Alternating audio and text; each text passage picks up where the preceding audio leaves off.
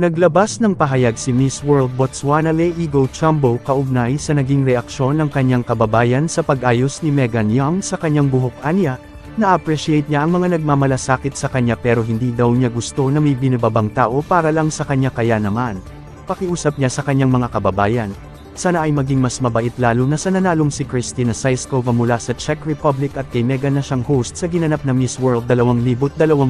Sa nauna ng post ni Meghan, humingi siya ng dispensa sa kanyang ginawa at may pagkukulang daw siya dahil hindi niya inalam na hindi katanggap-tanggap sa kultura ni Leigo ang hawakan ang kanilang buhok. Hiniling ni Miss World Botswana Leigo Chambo sa kanyang kababayan na maging mabait lalo na kina Miss World 2024 na Kristina Szyszkova mula sa Czech Republic at kay Meghan na siyang host sa ginanap na Miss World 2024.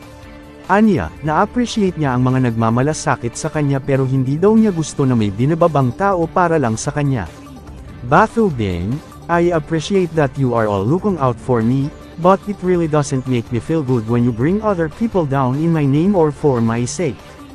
Please be kinder, please to Kristina. To Meghan, be kinder. Inihingi na rin ni Meghan ng dispensa ang kanyang ginawang pag-ayos ng buhok ni Miss Botswana.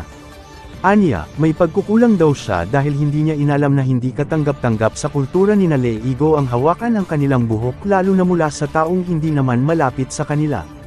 Si Meghan Lin Young ay isang Filipino-American actress, model, television presenter at beauty queen na nanalo ng Miss World Philippines 2013 title at kinoronahan bilang Miss World 2013. Siya ang kauna-unahang Pinay na nakasungkit ng korona sa Miss World.